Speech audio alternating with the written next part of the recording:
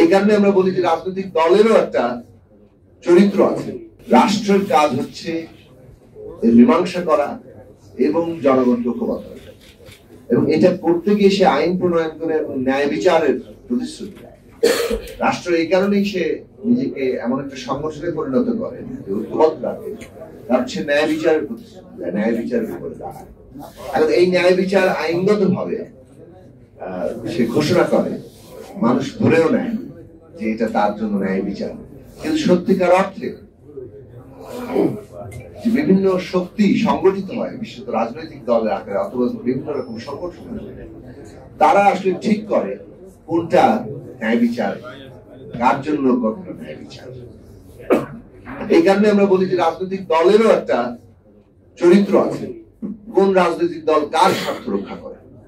বাংলাদেশে 54 বছরে যদি আমরা দেখি তাহলে এটা পরিষ্কার ভাবে প্রমাণিত যে আমাদের দেশে যে রাজনৈতিক দলগুলো আছে এবং যারা বিশেষভাবে এখানে ক্ষমতা নিয়ন্ত্রণ করতে, যে দলগুলো আপনার ক্ষমতা এখানে ছিল, সেই ক্ষমতায় থাকার জন্য তারা যে আইন প্রণয়ন করেছেন, তারা যে সংবিধান তৈরি করেছেন, তারা যে নীতি তৈরি করেছেন, সেই নীতিতে সংখ্যাগরিষ্ঠ খেটে খাওয়া মানুষ, নিপীড়িত জাতি কিংবা ধর্মীয় গোষ্ঠী কিংবা লিঙ্গীয় পরিচয়ের মানুষ, তাদের জন্য সম্মত দূরের কথা, সুযোগের সমতা তো দূরের কথা, একটা ন্যূনতম ভারসাম্য সৃষ্টি করা সম্ভব হয়, যার ফলে আমাদের দেশের আজকে যে এটা সম্ভব হয়েছে যে একটা পুরো অর্থনৈতিক ব্যবস্থা, সেটা হচ্ছে লুটপাট নির্ভর, সেটা হচ্ছে ক্ষমতা নির্ভর, যে ক্ষমতা দিয়ে টাকা পয়সা ধন সম্পদ বানানো, এবং এইটা সম্পদের বন্টনের এমন বিশাল পার্থক্য সৃষ্টি করবে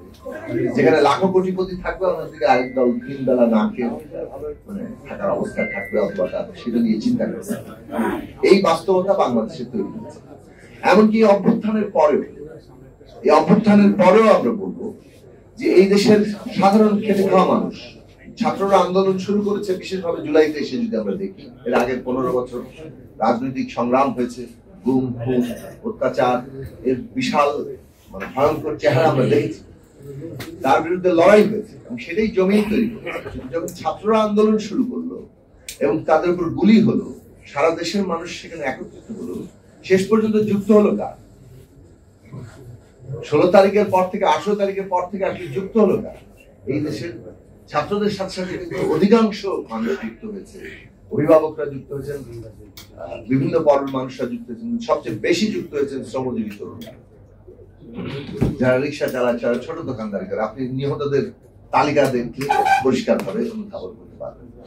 এই যে শ্রমজীবী তরুণরা যুক্ত হয়েছে, বিভিন্ন পেশার মানুষরা যুক্ত হয়েছে, যারা খেটে খাওয়া মানুষ, আন্দোলনের পরে তারা যখন তাদের দাবি দেওয়া নিয়ে হাজির হয়েছে, সেই দাবি দেওয়ার বিষয়ে কিন্তু সরকার খুব উন্নাসীন, অথবা তাদের সময় অনেক কম, তারা অনেক বড় কাজ নিয়ে ব্যস্ত।